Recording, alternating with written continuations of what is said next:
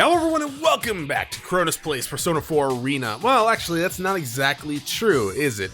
Because this is actually the first episode of Chronos Blindly Plays Persona 4 Arena Ultimax Story Mode. So yeah, we are no longer just in Arena mode now, and we're going to the Ultimax story.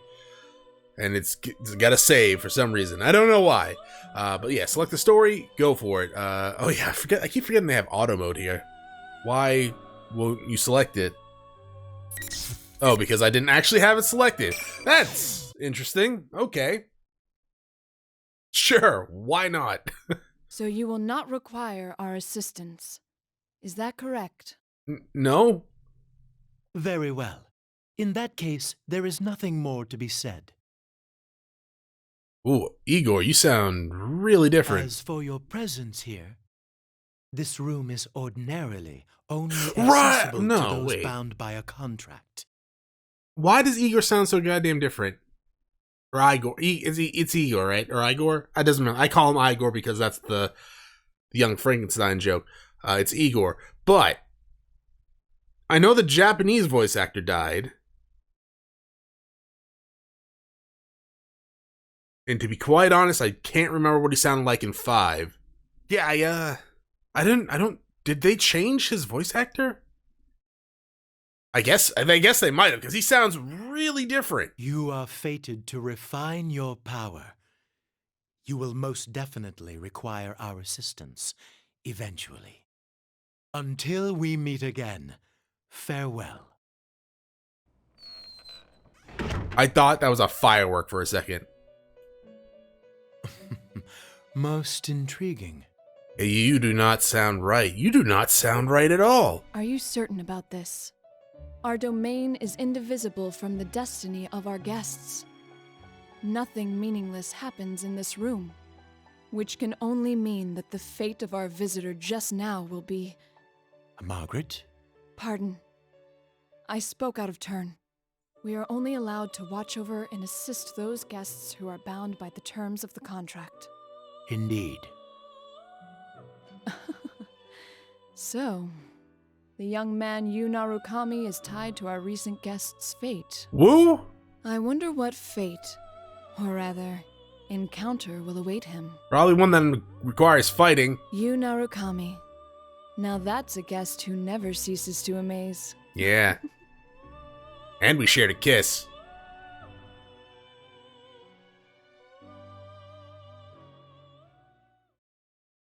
So I know this doesn't take place like character-wise, right? You don't select a character and you go through kind of like the Tekken story mode type deal that we did with Arena. But I don't think I'll be just playing as you. I might just be playing as you through this entire thing. I'd be kind of surprised at that though. It's May 5th, the day after we saw Labrys and the Shadow Operatives off. We're in the corner of the chaotic as usual Junes food court. I had a hunch this was gonna happen. Yeah? Well, your hunch isn't getting us anywhere. What are we supposed to do? There's not a single open seat. Oh, kick some people out? That's just how it goes at Junes during Golden Week. And on Children's Day at that. If it wasn't this busy, we'd be out of business by now. Yeah, I guess. Today's Children's Day? What the hell is Children's Day? I should have brought Nanako. That's what you're worried about? Well, at least very thoughtful. Watching the kids run around, I think back to Nanako's face when I told her I'd be going out. She looked like she wanted to say something. I feel bad I didn't ask her about it. But given what we came to talk about, I couldn't take her with me. I wonder if she's watching TV alone now like she usually does. Well, that's just freaking heartbreaking. Yo, Senpai, I got us some seats. Ooh, good job, Kanji. That's pretty impressive, Kanji. Especially for you. Damn it, Ted. Leave the especially for you part out next time. I know, right? Rude. Right, break it up. No fighting, guys. Let's go, Yukun. Right. With Yukiko spurring us on, we move to the seats that Kanji saved. There's a table for 4, with 6 chairs he found somewhere.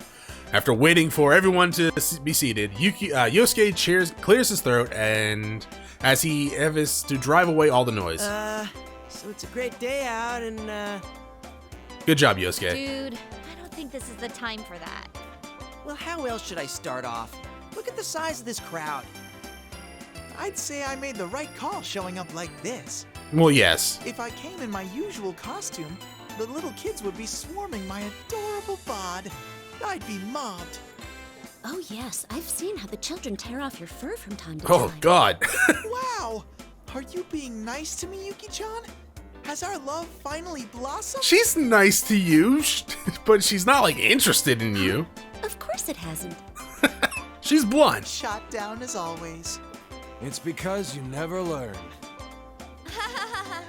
Well, let's get down to business. Didn't get to talk much yesterday after all. I nodded Chie. We gathered here yesterday after seeing Labras off, but there wasn't time to calm down and talk about what happened. In the end, we agreed to leave the details to tomorrow, which is now. Don't worry about the crowd. Let's start the investigation team meeting anyway. Yeah, though we are missing 2 people. It's just not the same without our full roster of pretty girls. Oh, not only Rise-chan, but Nao-chan couldn't be here either. Yeah? Well, it's not like the other day. Well, she's We on, just like, lost contact with a Lisa. case, right? Mm-hmm. She seems really busy. But she is like an idol. She said she had work during the holidays too. At least we got to talk to her yesterday. Woo. Yeah, Nato-kun's job is keeping her busy too. I guess it's the same old for them. Naoto-kun knew things about what happened that not even we did. Apparently she knew about Mitsuru-san and her friends from the start.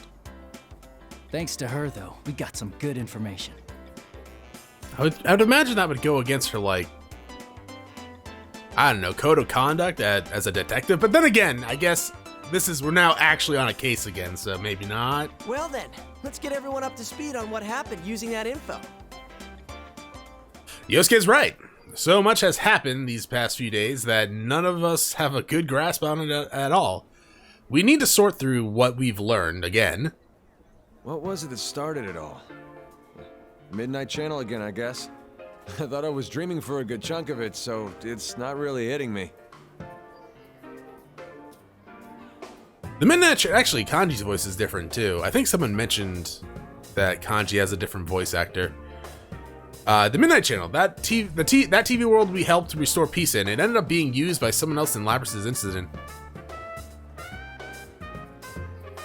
Labras is the 5th generation anti-shadow suppression weapon, a girl with a mechanical body who was stolen from the Kirijo Group, one of Japan's biggest conglomerates. There we go. Someone threw her into the TV world. But Labras faced her other, suppressed self there, and by accepting it, she awoke her persona. That mostly wrapped up things. However, So who exactly was it that put Labras inside the TV? And why? At first, I thought the culprit was jealous of my popularity and tried to break us friends up. I mean, yeah, she did take your form for some reason. I guess because you were That there? wasn't it. Their goal was to disrupt our hearts by making us. Well, no, how did Rise get in and there then? Steal then? our personas after they returned I guess the to their same person shadows. kidnapped her? Naoto said as much too. I don't know. Turning them back to shadows and stealing them. That doesn't sound like something just anyone could pull off. Ah, that's true. Maybe not, but we know for certain that the culprit was using that method to try and gather powerful shadows. Gathering shadows, huh? That's definitely not something any normal person would do. What happened to the music?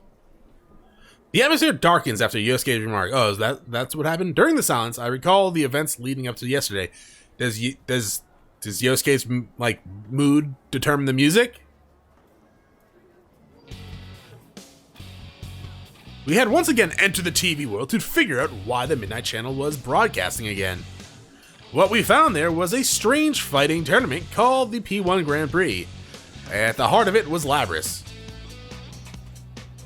God damn it. Having gone through severe trials as a weapon with a heart, she gave birth to her shadow, a suppressed version of herself, which twisted her dream of wanting to be a normal schoolgirl. It all resulted in the P-1 Grand Prix designed to pit people against their friends.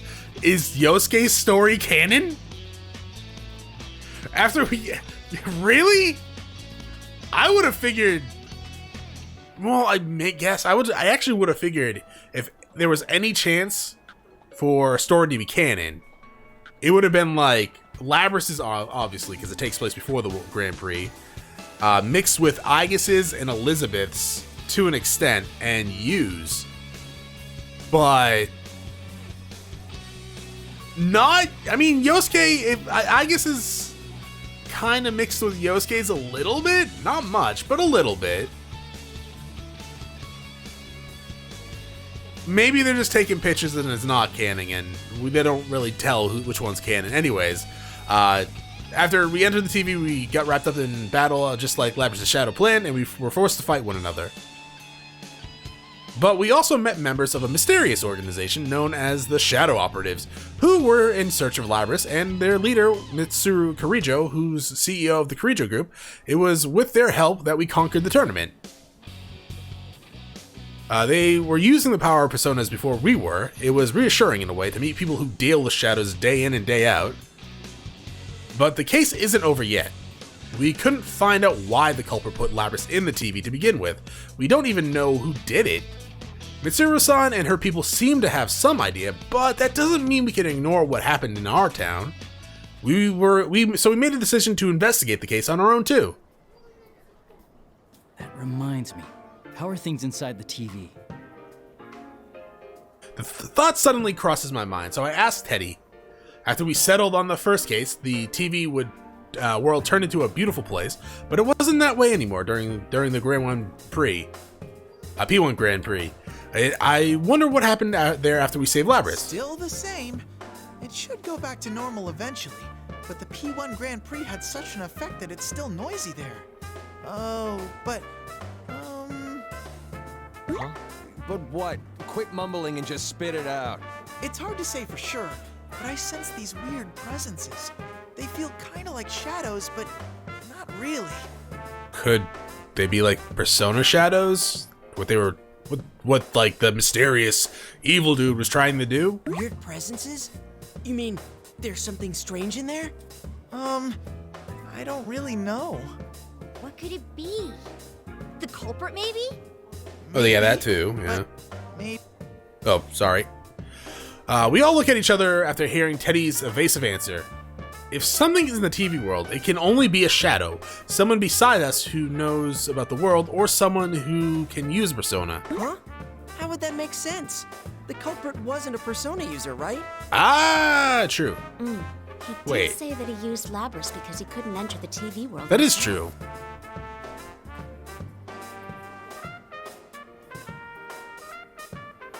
I'm thinking, because, like, we had the person that took control of Labrys, who said they weren't a persona user, and then we had mysterious form-changing person who took the shape of our shadows to try and trick us, right? Well, I guess, and Yosuke, but that was actually Labrys' shadow. And who could, like, brainwash people as well, or control people to do their will. I'm not sure if they're one and the same. That seemed different, but yeah, I don't know. I guess we'll find out. That's right. The only people who can enter the TV world are personas users. For a normal person to get in, they would have to enter alongside a persona user. If someone who doesn't have a persona falls in for whatever reason, they're in serious danger. Either the shadow already dwelling there, or their own shadow might end up killing them. So, wouldn't that mean this weird thing Ted's talking about can't be our bad guy? Or maybe the culprit can shove people into a TV even though he's not a persona user. Like partially awakened. I can understand Kanji's doubts, but unfortunately, we don't have enough information right now to say either way. There's one more thing that bothers me. What is it? It's something Naoto said. I tell everyone what Naoto left me with yesterday. She said that when Mitsuru-san's plane was hijacked as a diversion from Labrys' kidnapping, the hijackers had no memories of their action. They might have been brainwashed or hypnotized, but either way, it couldn't have been done by a normal person. There's so much we don't know. But no matter what the culprit was trying to do, if he was after us in the TV world, I doubt this case will wrap itself up. I agree. Oh, then does that mean... Too bad for Mitsuru-san, but we're gonna ignore her request not to get involved. When Mitsuru-san and her people left, they told us not to get involved, and any further than with this case. We knew why they said that, of course. They were worried about our safety. Still... Ah, so the investigation team's back in business. Literally said that yesterday, Kanji. Yep. I feel a little bad doing this to Mitsuru-san, but we can't. You said just Mitsuru a leave little this bit differently than everyone else. be. We can fight too. And heck, this is our town, so it's practically our duty to do this. Ha! Duty. I'm in too. After all, I am Labby-chan's knight. Plus, I can't sit on the sidelines after seeing what this culprit did to my world. It had gotten so peaceful thanks to you guys. I knew they felt this way, but I nod firmly after seeing everyone still in agreement. So it's decided. Mm-hmm. We have to return the favor of getting stuck with those strange epithets, too. Everyone looks away briefly after hearing this. Those nonsense nicknames that got broadcast during the P-1 Grand Prix made no small stir in our daily lives. Although, personally... That makes me so mad! What was that carnivore whose discarded womanhood stuff all about? I could swear people cross the street now when they see me! Really? I was actually pretty impressed. Huh? Is that how you think of me, Yukon? No, that's not what I meant. Yeah, cover your tracks. That reminds me. You seem to like that Sister Complex Kingpin of Steel nickname. What? No, you should not like that! Did he? Sensei, have you awakened to a new name? Should I call you Kingpin from now on? Well, okay, yes, but not Sister Complex. I wonder if it's just my imagination that what Yosuke said just now hurt worse than the nickname. All I meant was those nicknames weren't that bad. Still, I admit I was honestly impressed at how precise each of those taunts were in striking at each of our hang-ups. This sure has turned out to be some Golden Week. And after you took the time to come see us, too. No kidding. Shit got stirred up the day you came back. Like someone planned it that way. Everyone nods at Kanji's words, everyone except Yosuke. Unlike the others, he just shoots me a slightly bleak glance. I know what it means, but I'll let him say it. That actually does still bother me a bit. What do you mean? Oh, I guess the timing? It's like whoever did this was waiting for you to come back. Maybe. I agree with him. The incident with Labris happened right when I returned to Inaba for Golden Week. It was timed as if whoever set this up was just waiting for me to get back in town. Well, I guess there's no need to think about that now. Oh yeah, where's Marie-chan? She's elusive as always. It looked like she was Holy finding crap, something they at Sir mentioning Van Dyke Golden? the other day. What? Nobody told Emi-chan that Sensei was visiting? Well, it is Marie-chan we're talking about. I'm sure she's noticed that Yukun's back. And we just haven't called her. Marie, she was another one involved in the first case, so eventually, after the game had a definitive version made, in the first case we solved here in Inaba.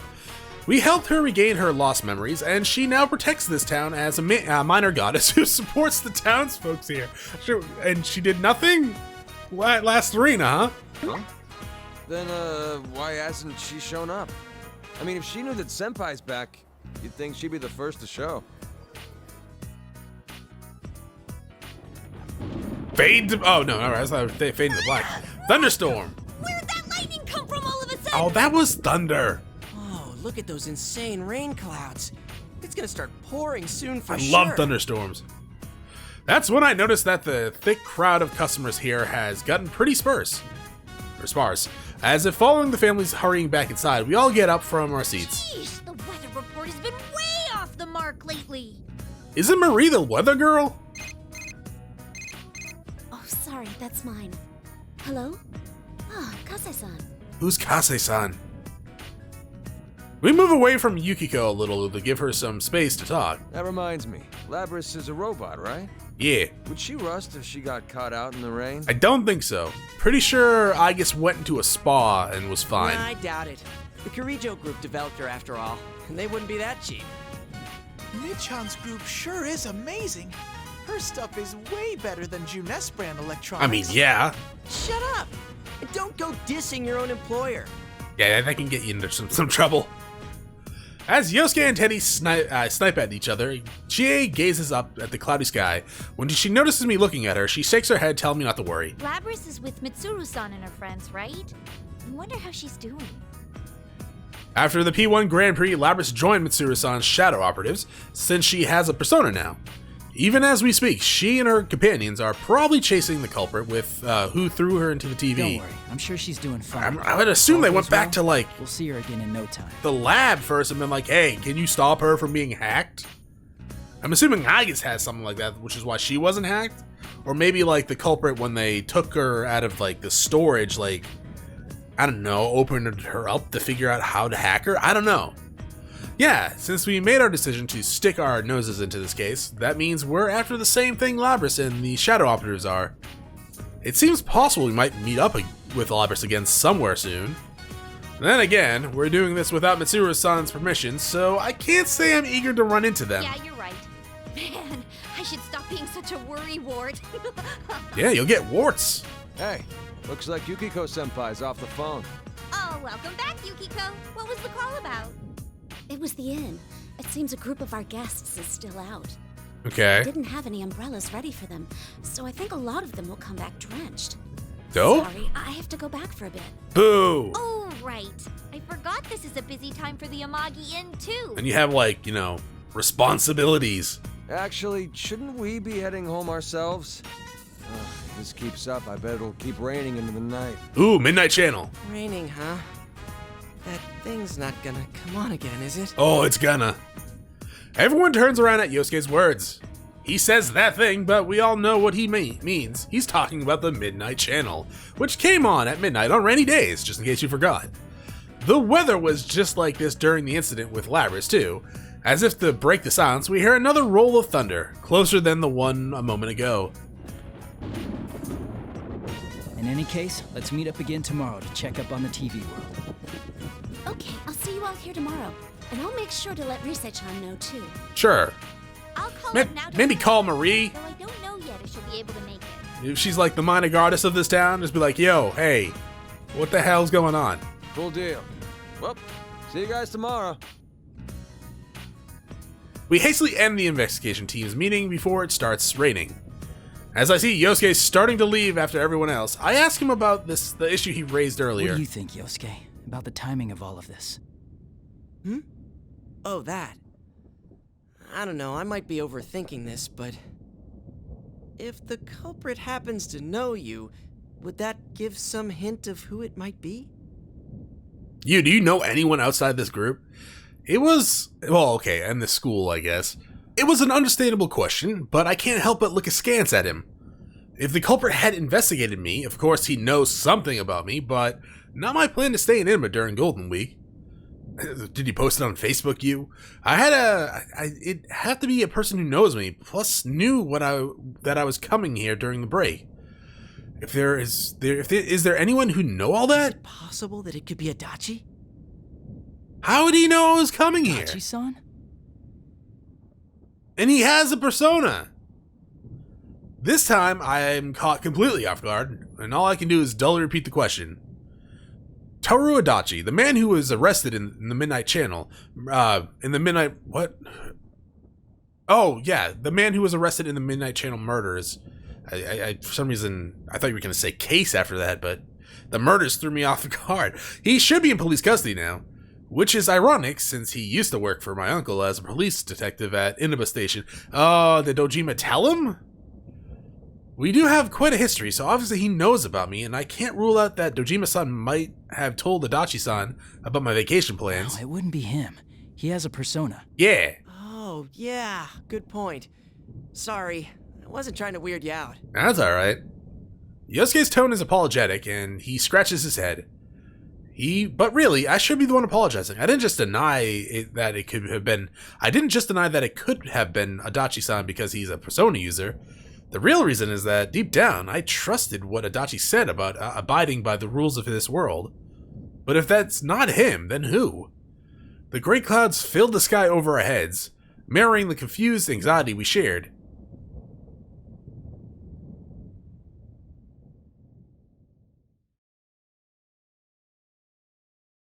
They didn't even mention Nadachi at all during Persona Arena, did they? And then Dad came on parent visiting day, so I made sure to raise my hand to answer all the teacher's questions. Good job. They kind of like referenced it, but I don't think they named him by name. At least none of the stories that I did. Hanako, you told that story 3 times already. Yeah, and she's proud of it. Be supportive of your daughter. No, I didn't. Nanako, who had been talking non-stop throughout dinner, sulks at Dojima-san's pointing that out. Whether or not she'll admit it, though, I've definitely heard that story several times. Either parent visiting day made her that happy, or she was looking for any excuse to prolong our conversation. Whichever it is, Nanako seems happy until, her hopes and dreams are dashed by Dojima, so I don't mind. Oh, and guess what? I saw a really long car yesterday. Oh, it was a limo. A really long car. That rings a bell. She must be talking about that extravagant black limousine that Mitsuru-san and her shadow operatives drove. Which just is not very good stealth vehicle. You mean the limo that was driving around town? Yeah, I heard about that.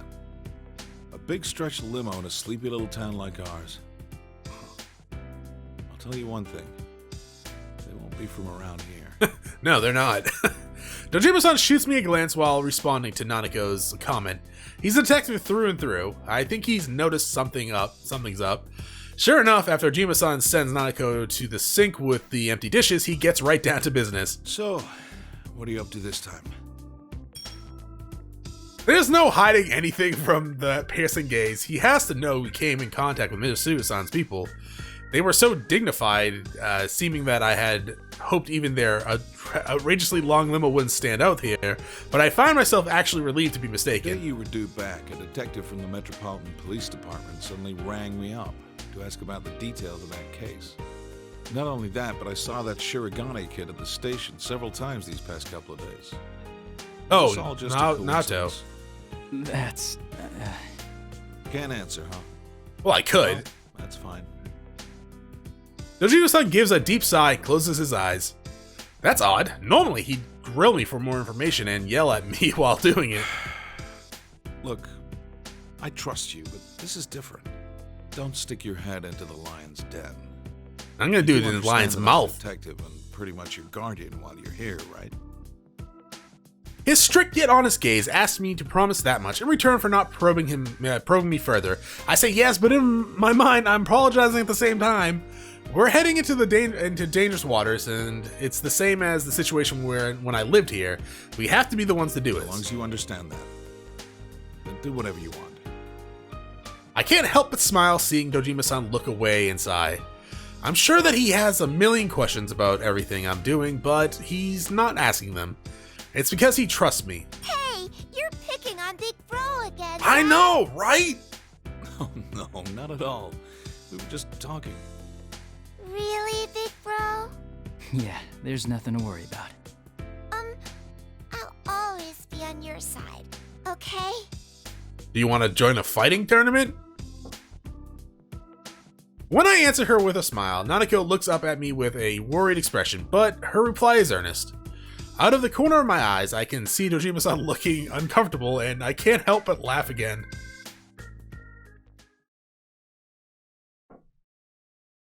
Why didn't we take any of these figures home? Also, I told you to burn that calendar! When I return to my room, I can hear the faint rumbling of thunder in the distance. The rain that was pouring down this evening was already stopped.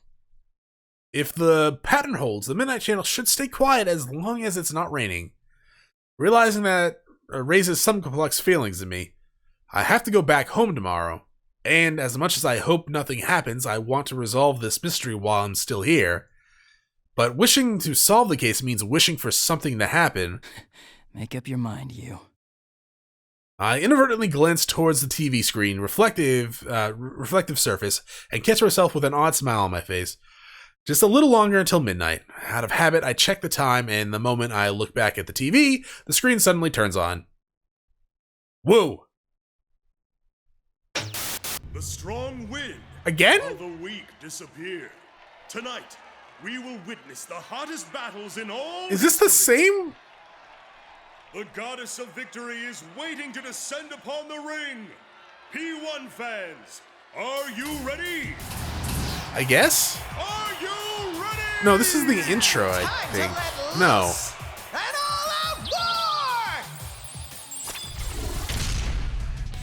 This is different, right? The previous P-1 Grand Prix have returned for another tournament. Yes. Right on the heels of the last one. These warriors will create another Just has a gun. here at the world-shattering P-1 ring. To be fair, I guess has like missile launches, so still. These are battles of honor, battles of will. Sparks Oh yeah, will fly.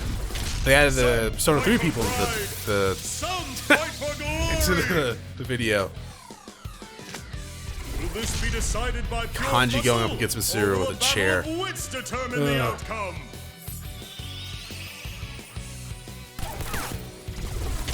Yep, Gatling gun. That's a little 10 missiles. That's a little bit more destructive than Naoto's gun. Teddy, you should move, dog. Never mind. Tonight, who will win the title of champion? Who will be crowned with the winner's wreath? Whose tale of glory will resound for generations? All that remains are the dreams of the warriors. As the Grand Prix plunges into its final chapter, the P-1 Climax is Barely getting started!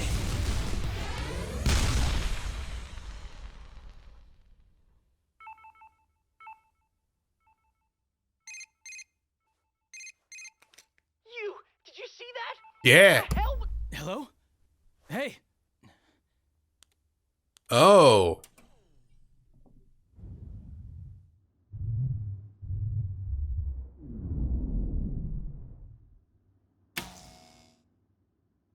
Huh?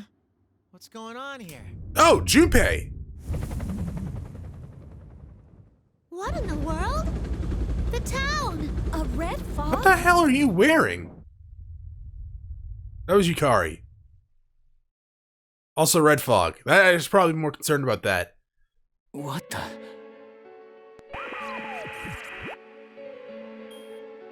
Yoo-hoo! All you P1 crazies out there, sorry about the long wait. The TV shows a familiar classroom. If I remember right, that's the announcement room at the school Labrys created inside the TV world during the P1 Grand Prix.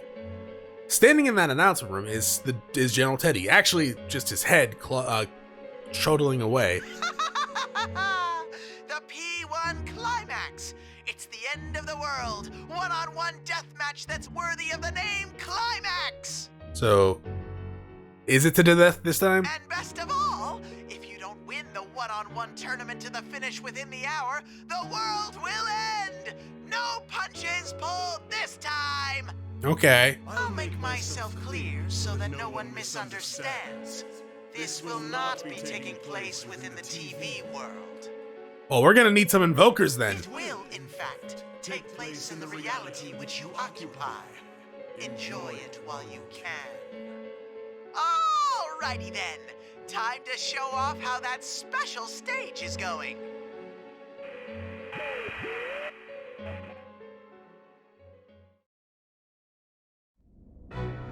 Oh, that's never a good sign. Oh, shit!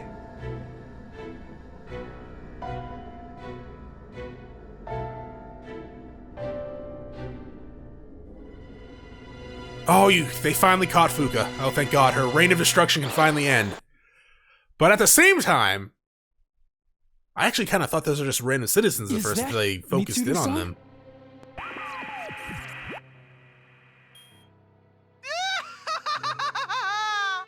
What will be the fate of our captured queen and her loyal minions?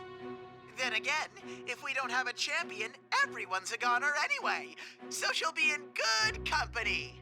Best of luck to all of you. Where's Labrys, though? The display cuts off abruptly and the TV becomes a silent box. Realizing that a strange red light is filling the once dark room, I dash towards the window. The town outside is covered in an eerie red fog. What is that? It's an eerie red fog. Did you not hear me? The streetlights are off and I don't sense anyone's presence. That hazy light illuminating the town, is it red fog? Seeing the town in such an obviously abnormal state snaps me back to my senses, and I quickly look back into my room. Nanako! Dojima-san! Oh, are they gonna be in coffins? No, that's different. though. This isn't... We'll see. No one answers. I rush downstairs to check all the rooms, but no matter how hard I look, the two who live here are nowhere to be found. Okay. What in the world is going on here? The P-1 Climax, are Mitsuru-san and her people really captives? And worst of all, this isn't the TV world. Is this really still the real world? If so, what happened to the townspeople? A wave of confusion and fear crashes on me as I sort through the information at hand. My cell phone won't even turn on, like it's suddenly broken. It's happening again. The Juness food court. Okay, I am hungry, so let's go there. That's right, whenever we had a case, that's where we'd always gather. If Yosuke, Chie, and Yukio have noticed this too, then they'll definitely be headed there. No mention of Kanji or Teddy. Teddy should be with Yosuke, so there's no need to worry about him. Kanji, though, he might head straight into the TV. I chuckled to myself at the thought, a rare moment of humor in this looming crisis. I know where I need to be, so I quickly prepare myself. Whenever we needed to fight, I was always clad in my Yasogami High uniform. To think I'd be wearing it again so soon. It's with a sense of trepidation that I opened the front door.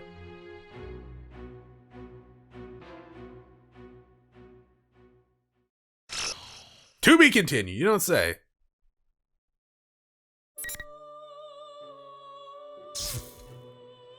Okay. So it is character-based. But it's chapter-based. Instead of having, like, random stories, it's broken up into chapters. There's 2 different chapter 2s with 2 different characters, which we'll both be playing. And I'm assuming it's just gonna... Yeah, it's just gonna keep branching into different... I'm assuming it's gonna end with one single... Well, yeah, here. It's gonna end with one single one here. It's a very long ending, apparently, too, from the looks of it. Alright, that's gonna be it for this episode. Thank you for watching. If you enjoyed the episode, press like below. If you're not subscribed yet, when you have my video section, check out some of the content, see if it's to your liking. Once again, thank you for watching, and hope you all have a great day.